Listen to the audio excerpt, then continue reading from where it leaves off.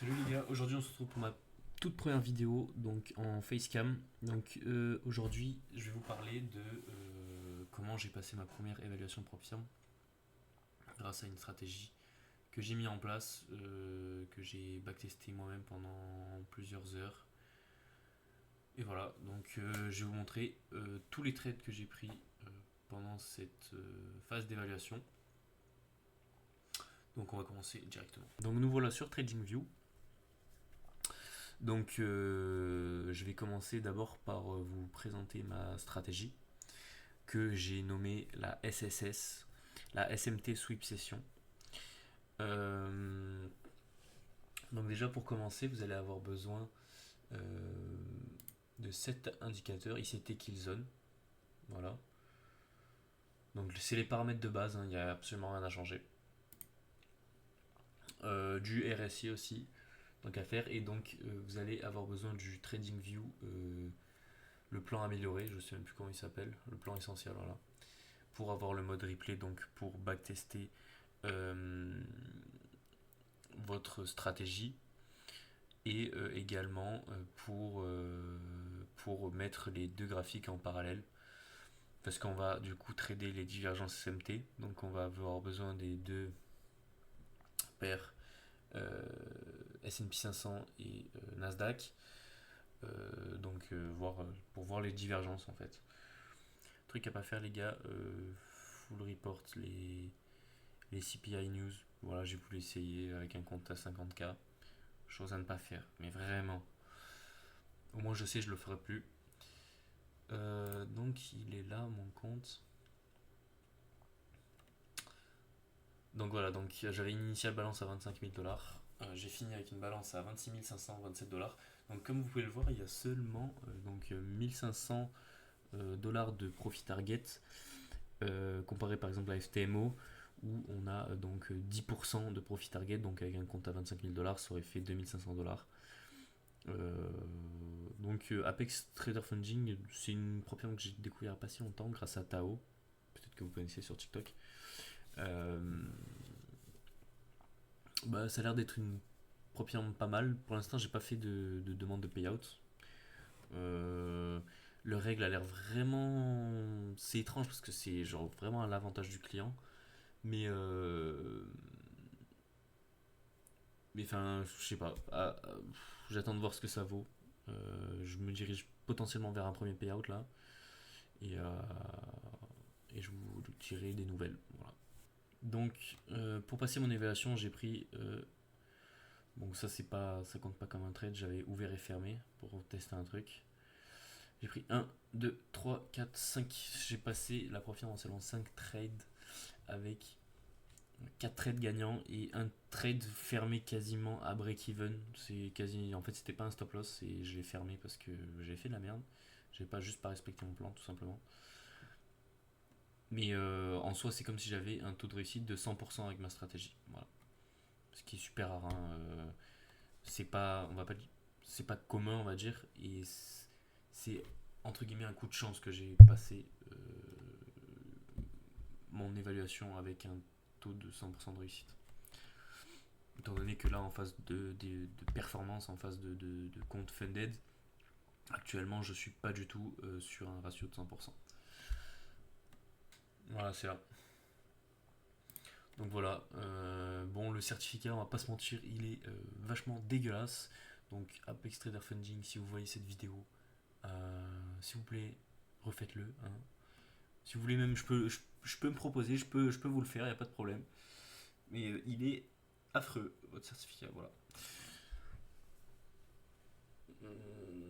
Donc sans plus tarder, on va commencer par le premier trade que j'ai pris, donc le 5 mars.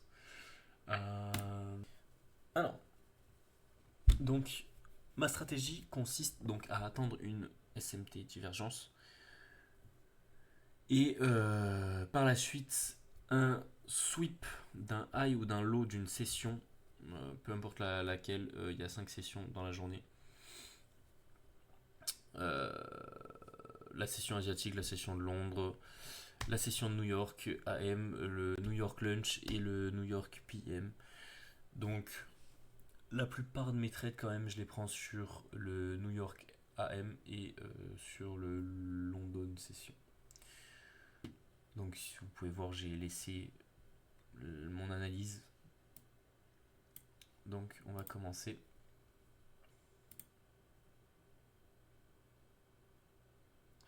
Donc, à ce moment-là, je suis devant mon PC et tout simplement, je regarde, j'attends une divergence CMT. Donc, tout simplement, ce qui s'est passé, il n'y a rien de plus simple en fait. C'est un setup qui arrive pas souvent, il y a beaucoup de jours où ça n'arrive pas du tout. C'est ce qui est un peu compliqué dans la stratégie si on est un peu impatient. C'est d'éviter de vouloir trade alors qu'il n'y a pas le setup tout simplement. Donc on voit une divergence SMT. Il y en a en réalité, il y en a même deux en fait. On va pouvoir la tracer ici. Je l'avais tracée sur le S&P 500, mais du coup elle y est ici également. Donc après cette divergence SMT, là on a de la chance. En fait, la divergence s'est créée en créant également un sweep du high de Londres. Donc moi, le sweep, pour le marquer, je prends le pinceau et je fais un rond. Donc après ce sweep, on ne rentre pas directement en position, on attend la clôture de la bougie du sweep, puis on se place. Je vais créer un ordre limite, après clac, ça va me dire où je veux placer mon TP et mon SL, je les mets donc ici. Je passe en marché. Et à la fin de la clôture, donc si la bougie clôture bien en dessous le sweep et clôture pas au-dessus du high de Londres, on peut rentrer en position. Donc voilà ce que ça donne. Hop, directement en l'espace de 15 minutes, 20 minutes. On TP. Et on TP très largement, hein, comme on peut voir. Si on continue un peu. Voilà, on est très large. Donc moi je vise un risque ratio toujours de 1 pour 2. C'est le but dans ma stratégie, tout le temps 1 pour 2. Je ne me mets jamais à break-even, j'attends toujours un TP ou un SL. Donc voilà, donc ce premier trade m'a rapporté 500 dollars. Donc, rien à dire là-dessus. Hein. Un trade, enfin, je prends quand même pas mal je suis à environ 1% de risque sur mon SL. Donc en phase d'évaluation, c'est normal, hein, c'est pas de. Mais il faut essayer de réduire son risque en phase une fois que vous avez passé votre évaluation. Essayez de passer à 0,5%. Vous pouvez rester à 1%, mais c'est pas conseillé en tout cas. Le but là, c'est de passer rapidement les évaluations parce qu'elles coûtent absolument rien. Je l'ai payé. J'ai payé 25 €, je crois. Je vous mettrai mon code en description, du coup. Si Apex veut bien me donner un code. Hein. Voilà. Donc on passe au deuxième trade donc, qui s'est passé le 9 mars. On va aller voir qu'est-ce qui s'est passé le 9 mars. J'ai même pas regardé, je m'en rappelle même plus. Je sais même plus si c'était sur le S&P 500 ou sur le. On va voir. Bon, ça c'est le trade que j'ai directement fermé. Donc celui-là, il compte pas, on le supprime. Voilà. Ah non, vendredi 6 mars. Il donne quoi ce trade? Alors il me semble, donc en fait c'est celui-là que j'avais fermé à break-even par... Bah je sais pas pourquoi je l'ai fermé, sûrement par émotion. Hein, sûrement par émotion je pense. C'est ça, c'est bien le 6 mars. Donc finalement, le trade passait bien encore une fois avec la stratégie. J'ai fermé mais en fait il faut juste que j'ai confiance en ma stratégie. Voilà. Pareil, on peut voir le petit sweep de liquidité. Hop, je peux le tracer également sur le S&P. Hop, hop, hop. On vient. Alors, faut savoir que aussi, j'attends toujours les fins de session.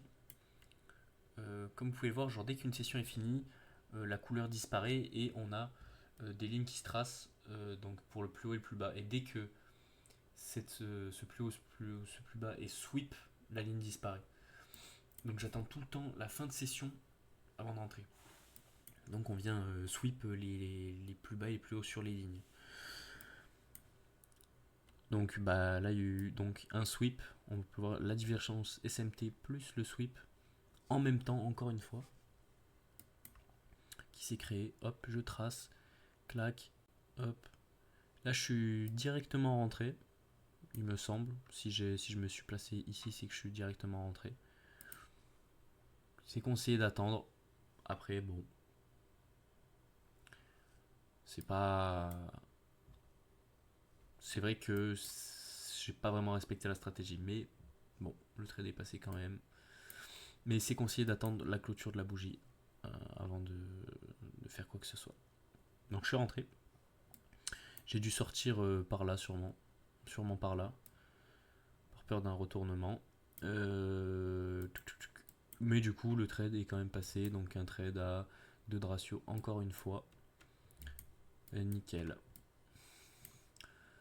Donc ce trade m'a rien rapporté étant donné que je l'ai fermé à break-even. Ok, on passe au trade suivant, donc il s'est déroulé le 9 mars. On est le 9 mars, le trade était ici. Alors, pourquoi j'ai pris un... Ok. Il y a un SL, est-ce que j'ai pris 2 trades ce 9 mars? Non, ça devait être sûrement un trade fictif. Ah, mais non, je suis bête. En fait, c'est que sur une journée, en fait, 100 dollars de profit, c'est sur la journée, c'est pas sur le trade. Totalement débile. Donc en fait, ouais, j'avais dû prendre sûrement deux trades sur la journée qui m'a fait un total de 100 dollars de profit. Donc j'ai pris un SL. On va voir pourquoi j'ai pris un SL. On va aller voir tout ça tout de suite. Ok, donc on a un sweep, une divergence SMT. Donc là, on n'a absolument rien à faire étant donné qu'on n'a pas de sweep de high ou de low de session. Donc là, on a juste un premier indicateur qui s'ajoute. Là, le problème, c'est qu'on a une divergence SMT, mais cette fois-ci haussière. On avait une divergence SMT baissière, maintenant on a une divergence SMT haussière. Donc, entre guillemets, ça annule le. Et moi, je ne sais pas pourquoi, je ne me rappelle même plus pourquoi je suis rentré en position ici, étant donné qu'il n'y a même pas eu de sweep de haute session. Sûrement les émotions, encore une fois. Je ne sais pas. Ah, si, je sais pourquoi. C'est parce qu'en fait, à ce moment-là, le haut, le high de New York était à cet endroit-là, en fait. Et finalement, ça a continué. Mais du coup, je me suis rendu compte par la suite qu'il fallait à chaque fois que j'attende la clôture de fin de session. Donc, encore une fois, une erreur que je ne ferai plus. Mais en parallèle, j'avais quand même pris celui-là de trade. Encore une fois, pas sur sweep session. Donc, en vraie journée avec beaucoup d'émotions entrées en jeu. Pas vraiment un respect de plan. C'est dommage. Mais bon, ça arrive. Le 10 mars, tac tac tac, on a un trade le 10 mars. Donc là, je suis rentré un peu late sur ce trade pour être sûr. Comme il n'y avait pas une grosse poussée baissière par la suite, j'ai voulu attendre quelques bougies. Donc on a une divergence SMT avec ici un sweep du London High. Alors attention, on peut très bien avoir un sweep du London High sur le Nasdaq et prendre position sur le S&P. En général, on prend toujours là où le sweep est fait. Donc là, réellement, le sweep il s'est fait donc sur le S&P 500. On peut voir que la SMT est croissante ici et qu'ici elle est neutre. Donc le sweep de session s'est fait exactement à cet endroit là, je vais le tracer. Voilà. Donc je suis rentré un peu late, j'ai attendu. Je sais pas pourquoi j'ai tracé ça, on va voir. Je me rappelle plus. On va voir.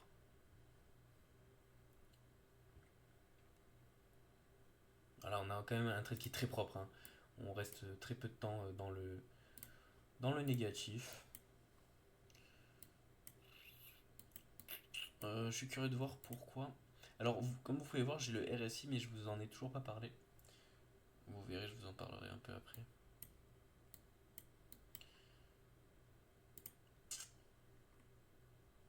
Ok. Donc là également, on a eu. Alors là, je sais pourquoi. C'est sûrement un trade que j'avais placé, mais je n'étais pas rentré. Donc je l'avais supprimé de mon graphique pour pas que ça me fausse mes données si je voulais par exemple faire une vidéo dessus. Mais je pense très clairement que on voit très bien la divergence SMT encore une fois. Donc on voit que cette bougie elle vient juste mécher sur le London High, tandis que celle-là vient clôturer au-dessus. Donc on a une divergence SMT. Hop, on entoure. Prise du sweep du high de Londres. Regardez, on va rentrer en position, on va voir ce que ça donne. Donc on rentre à la clôture de la bougie, donc c'est-à-dire ici. On se met. Je vous ai pas montré comment placer les SL. Alors j'ai deux techniques, deux façons de le faire. Si on a des sommets qui sont pas trop loin, genre par exemple ici on a un sommet qui est pas trop loin, on peut se placer sur un sommet, genre là le Asian High, et directement hop, on se met à 2 de ratio, clac, et on voit ce que ça donne.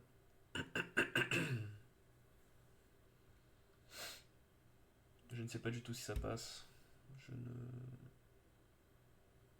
m'en rappelle pas. C'est passé, on a pas pris de SL, c'était très juste, mais c'est passé. Ok. Donc sur cette journée, avec ce trade là, j'ai pris 457 $.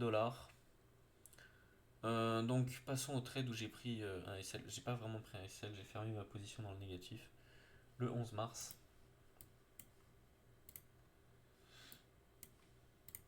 On accélère.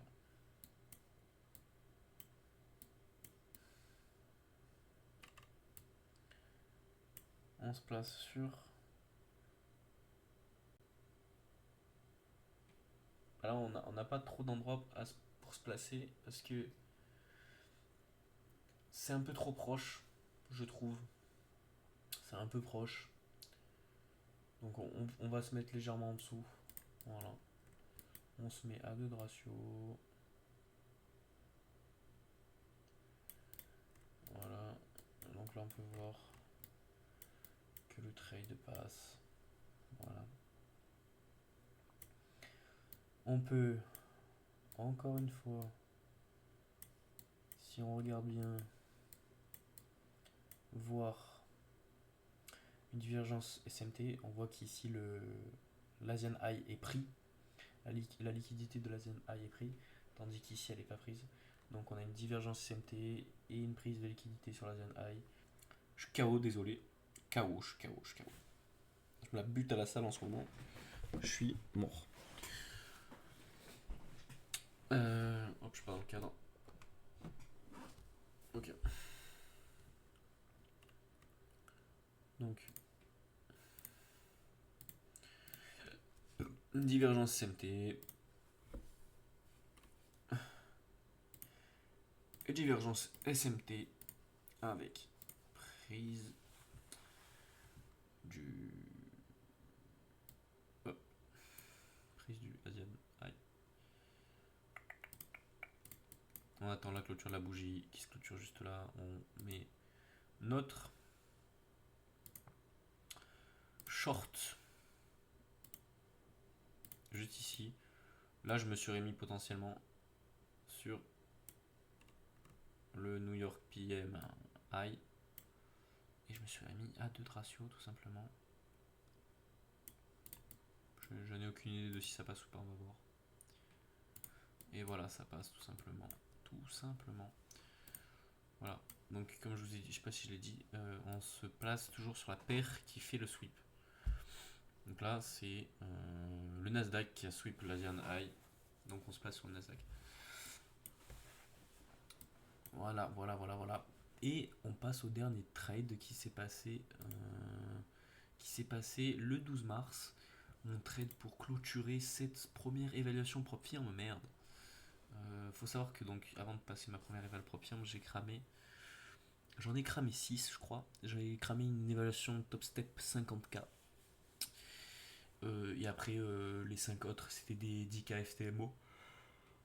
Il me semble qu'il y a une Eval 10k Thunder Pro aussi. Il y en a une carrément j'ai fait des violations rules parce que bah j'ai juste pas trade pendant 30 jours. Donc en fait j'avais juste arrêté le trading pour me consacrer à autre chose. Et finalement c'est plus fort que moi, le trading ça c'est comme une drogue. Du coup je suis revenu sur du trading, j'ai backtesté une stratégie, j'ai passé ma première évaluation. On est potentiellement sur une voie d'un premier payout. On en est encore loin, hein. Il y a plein de gens qui passent leur première évaluation et qui finalement n'ont jamais fait de payout. Hein. Et on va y aller petit à petit. Enfin voilà. Waouh, 35 minutes de vidéo. Ok. On passe au dernier trade et comme ça, après, hop, finito pipo. On n'en parle plus. Le 12 mars du coup. Le 12 mars. Que s'est-il passé le 12 mars? Ok. On va revenir juste un peu en arrière. Hop. Se mettre en x1. Et donc là, vous pouvez voir la grosse ligne, la grande ligne SMT, divergence que j'ai tracée, qui vient de très loin, qui vient de 48 heures avant. Donc en fait, il faut vraiment dézoomer pour voir les highs et les lows. Donc en dézoomant, j'ai vu qu'on avait ce lot qu'on n'était jamais venu chercher. Donc j'attendais que ça revienne dans la zone, c'est pour ça que j'avais tracé un trait rouge pour éviter de dézoomer à chaque fois, genre pour savoir où il était, donc j'ai tracé un trait rouge. Donc pour que finalement... attendez, je vais faire un peu de place là, ça me gêne. Voilà.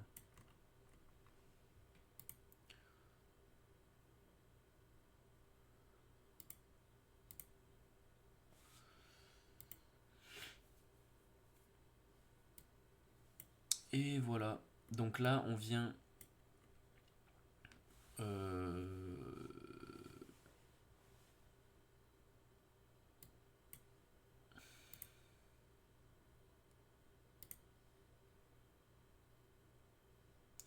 Donc là, on vient sweep l'ancien New York Low. En même temps, on sweep le London Low, le Asian Low. On sweep 3 trucs.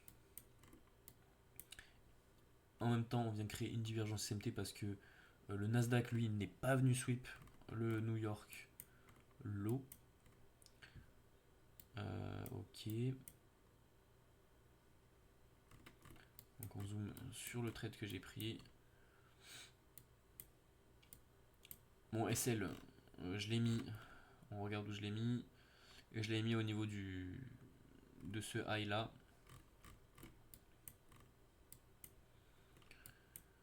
Et voilà, en même pas une bougie quasiment, on a passé la propre firme. Et là, je peux vous dire que j'étais content. Voilà. Donc voilà, ça c'est pas... On va voir. Est-ce que c'était de la chance? Je ne pense pas parce que la stratégie a l'air de quand même assez bien marcher. N'oubliez pas le nom de la stratégie, SSS, SMT Session Sweep ou SMT Sweep Session ou Sweep SMT Session, comme vous voulez, SSS. 3S. Stratégie développée par moi-même. Voilà. Non, mais au bout d'un moment, voilà. Voilà, donc j'ai passé la propre firme. Maintenant, je suis en compte Funded. Euh, Ça se passe pas super bien en ce moment en compte Funded. C'est niveau émotion, c'est encore plus dur. Alors, je vais vous montrer parce que c'est un peu caché tout ça quand même. Hein, les règles de une fois que t'es Funded, elles sont un peu cachées quand même. Je savais pas que ça allait être ça les règles. Bon, elles sont pas atroces non plus, hein, mais je trouve que c'est pas très bien précisé.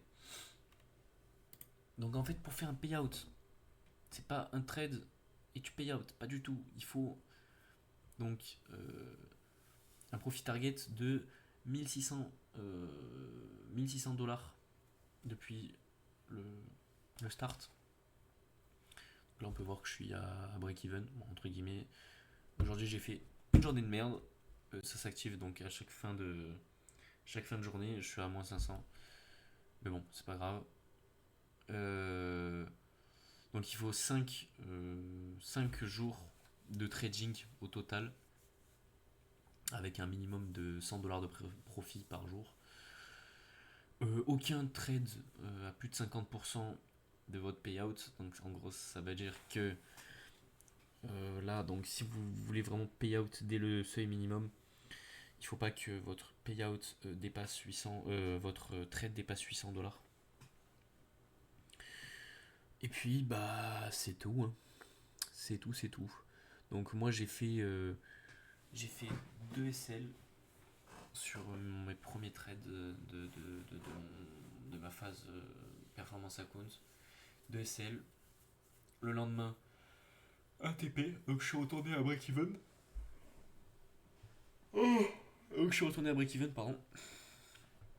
Et, euh, et là, j'ai refait 2 SL encore une fois.